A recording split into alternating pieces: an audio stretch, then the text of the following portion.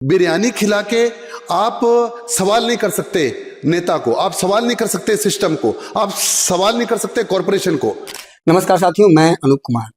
इस वक्त हमारे साथ वंचित बहुजन अघाड़ी के वार्ड नंबर 9D से उम्मीदवार इम्तियाज हुसैन साहब मौजूद हैं। इनसे हम जानने का प्रयास करेंगे कि किस तरह से चुनाव लड़ रहे हैं और यहाँ की जनता को ये अपने चुनाव में जीतने के बाद किस तरह का उनको आराम या किस तरह की सुविधा सबसे पहले मुहैया कराने का प्रयास करेंगे। बहुत बहुत स्वागत है इम्तियाज साहब आपका। सबसे पहले तो आप दर्शकों को हमारे अपने बारे में बताएं। अस्सलाम वालेकुम, जय संविधान जय भारत।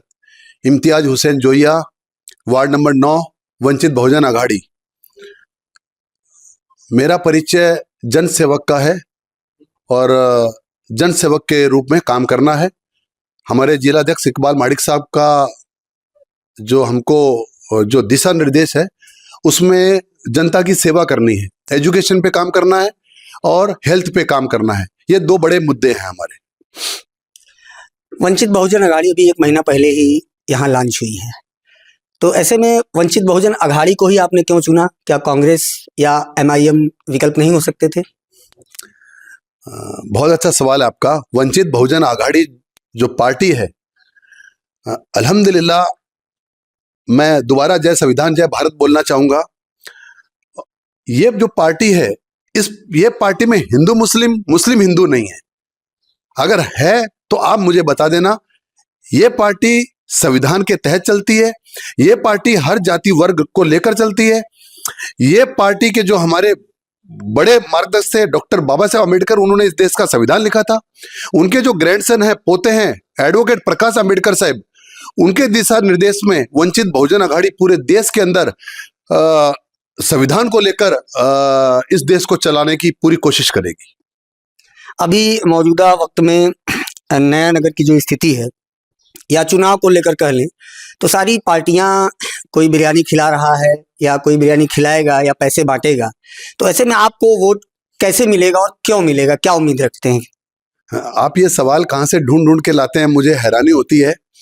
जो लोग बिरयानी खिलाते हैं ना, उसमें जनता है ना, हमारे भाई बहन है, हमारे मीरा बहंदर के वासी हैं, सड़कों पे गड्ढे होते हैं तो वो किसी को बोल नहीं सकते कि ये सड़कों पे गड्ढे हैं, इनका जिम्मेवारी कौन लेगा।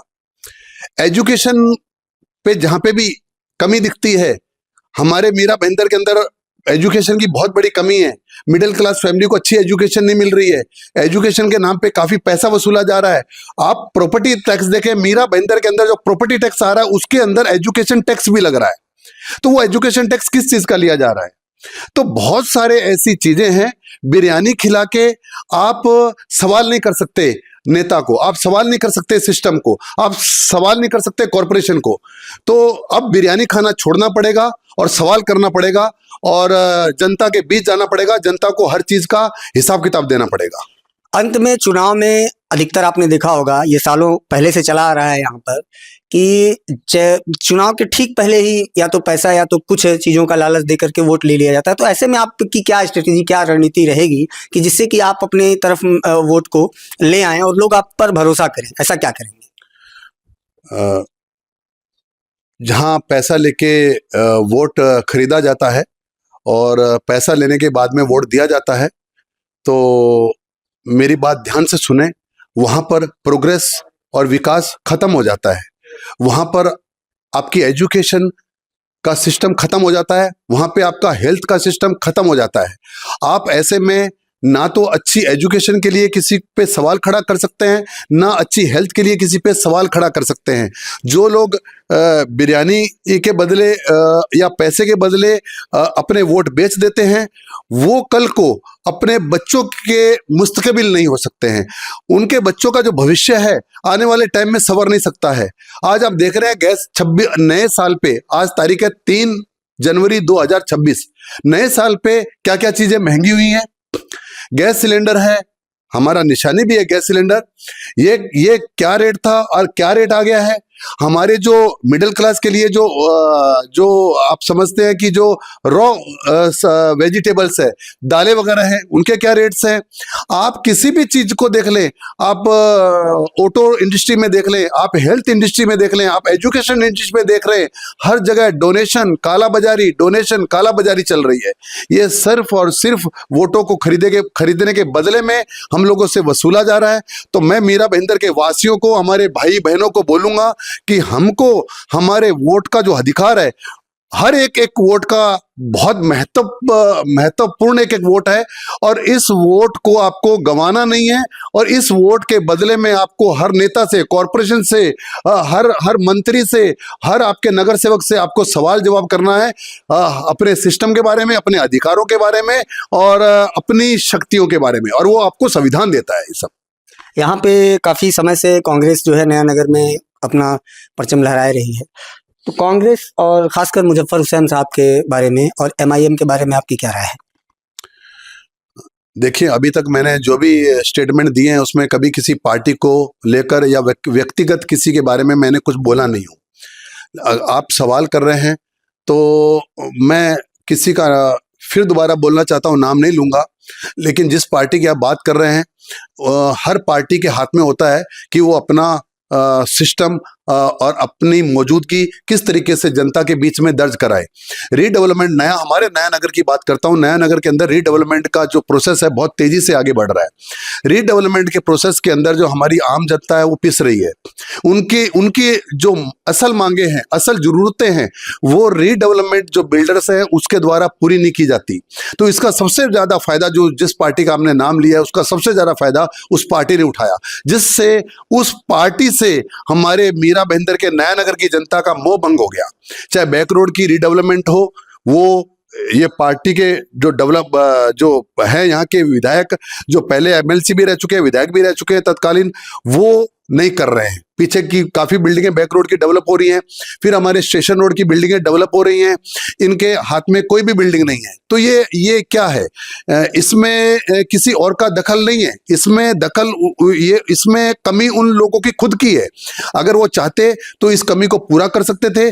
जो जनता बेचारी पिस रही है, जिसको काफी सालों से घर नहीं मिले, काफी सालों से भाड़े नहीं मिले, काफी सालों से दर दर की ठोकरें खा रहे हैं। कुछ बिल्डिंगें तो ऐसी है जिसमें 12-13 साल से लोग दर दर की ठोकरें खा रहे हैं। उनमें कुछ गुजर भी गए, मैं ये सब बताना नहीं चाहता था, लेकिन उनमें कुछ गुजर भी गए और उनके नॉमिनेशन आ गए, उनको भी दिक्कत हो रही है उस फ्लैटों को लेने के लिए। तो ऐसी बहुत सारी समस्याएं हैं जिसकी वजह से नया नगर की जनता का मोह भंग हो गया, और आज रीडेवलपमेंट के नाम पर दूसरे काफी नामी गिरामी बिल्डर नया नगर में घुस गए और वो जनता की डिमांड को पूरा करके बिल्डिंगें बना रहे हैं। और ये काम वो पार्टी भी कर सकती थी, लेकिन नाकामी हाथ लगी। और इंशाअल्लाह हम आने वाले टाइम में, हम अगर जीते या नहीं भी जीते तो भी हम जनता के साथ खड़े रहेंगे। पहले भी हमने काफी मांगे हमारी जनता की उठाई हैं, उनके हक के लिए, उनके इंसाफ के लिए, और आगे भी उठाते रहेंगे। तो कुल मिलाकर आप ये कह रहे हैं कि ये कहीं ना कहीं जनता को कांग्रेस पार्टी के रूल में नुकसान ही उठाना पड़ा है। हमेशा कांग्रेस के राज में जो जनता को मिलना चाहिए था वो नहीं मिला, ताकि लोग दूसरे पार्टियों के अंदर जाके पक्ष प्रवेश किए।